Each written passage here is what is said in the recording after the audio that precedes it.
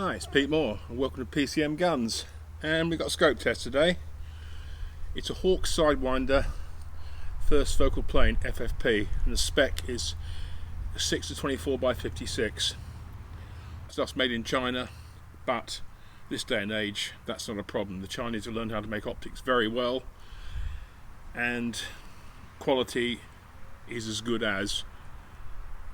So what's this all about? Well, basically you could call it a precision scope or a varmint scope. I've got this on my custom CZ 527, which is a 222 varminter. And what I look for in this sort of rifle, this sort of optic, is high mag, good parallax adjustment, good quality optics, easy adjustment of the turrets, because I'll be shooting at things like rabbits, corvids and things like that at different distances. I mean, this can push out to 300 yards, 222, maybe a tad more. So, and also this scope appealed to me because it's around about £500, which is pretty good money. There's a lot of scopes in this class. You see they're made in China, made in other places, and they are a lot more, should we say, show than substance. I've been putting this through the ringer. I've had it on 6.5 pmoore, a 308, and now the 222. And it's done pretty well, I've got to say. Everything seems to work properly, goes back to zero, and there's a couple of features on it that I quite like. One I especially like because it does stop you getting lost in elevation, which can be a problem. As ever, it comes with a sunshade, which is great when it's hot. Set of bikini scope caps. Got a little throw lever which helps you operate the magnification. Fast focus eyepiece, which is lockable, which I do like, so you can wind it in quickly, get your focus, but then you can lock the focus off. The finish all matte black's quite nice, apart from the silver ring here. Markings are nicely struck,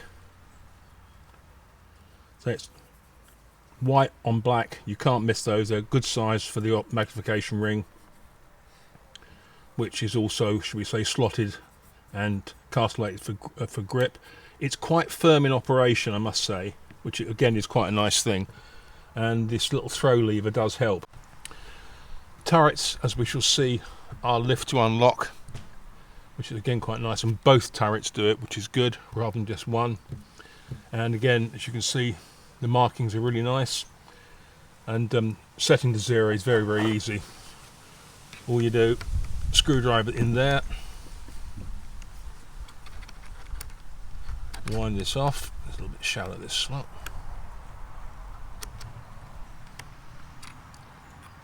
That comes off, and then all you do is set that where you want it, put it back on, push it in, and then wind this locking key back in. Much nicer than having to use grub screws, which is a right pain in the arse. It really is. Okay, controls. Here's your side parallax. Quite nice. It goes from 10 yards, 100, 2, 3, past 500 to infinity, and it's firm but smooth to dial, which is good. On the exterior you have the illumination, which just illuminates the center of the reticle. As you'll see, this has 6 settings with white dots between to turn off. So if you, for instance, you want it on 6 and you don't want it, just click it back one, and you don't have to dial all the way around to get back to the number. This is, I think, overly firm, but it might wear in with use. Standard coin type CR2032 battery in there. Turrets are lift or pull to unlock. They go up like so, and they just turn. One click, it's 1/10 of a mil radian, which is 0.1. And you get 60 clicks per turn, and you get 4 full rotations up and down and left and right, though windage is just a tad different, which is quite generous when you think about it. So you get 240 clicks full throw, which is 24 centimeters at 100 meters. So obviously as you go out it's going to increase. What I do like about this, and something that for long range shooters is quite a boon, you have a reticle position indicator in terms of its height. You can see you've got a red and a white, like sort of marker there, and if you watch as I turn the turret, that moves up and down, as you can see.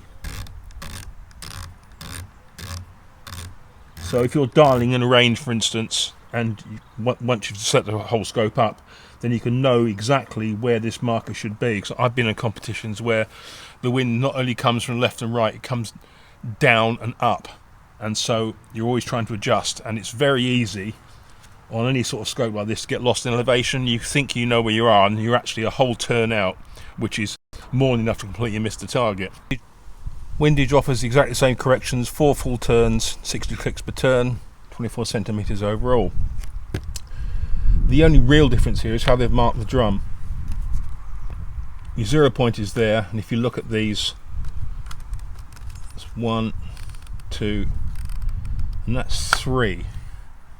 So that's exactly halfway around the drum, and then it then descends 2, 1, back to 0. Oh, it also comes with a big side wheel, which is more the premise of the air gun shooter.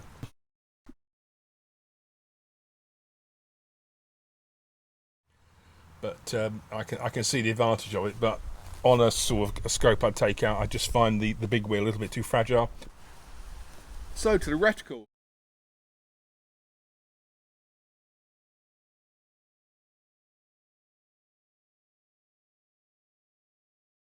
Which is not complicated, but offers quite a lot. It's first focal plane, so obviously when you dial magnification, the image appears larger and you lose the edges. But Hawke have done a pretty good job. When down at 6, it's still easy to see that I don't think many people bother using this at 6, unless if you were varminting with it and then something came in really close you might, but basically you'll be up in the higher mags. So what you've got, so you've got the half mil and the full mil, and what I really like about reticle is when you look at the lower sections from sort of the 3 o'clock, 9 o'clock line down, if you look, there are crosses at 1, 2, 3, 4, 5 mil spacings forming a pyramid, and they are basically, you can work out your windage. The crosses are very easy to see once you get past about sort of 8, 10, and you can place them, but it allows you to lay in windage, and also to a degree they're also a quick reference. So if you're shooting sort of and you've got what cross does what, just a matter of putting it on there, so which is quite nice. So overall I like it. Optics are clear and good. I've pushed it out a fair way just visually looking at things, and they are quite good. Side parallax works well. Illumination's a little bit stiff, and I said this little throw lever, which is very useful, depending on how you mount it and what sort of bolt action you've got, then you might need to think about how it's positioned.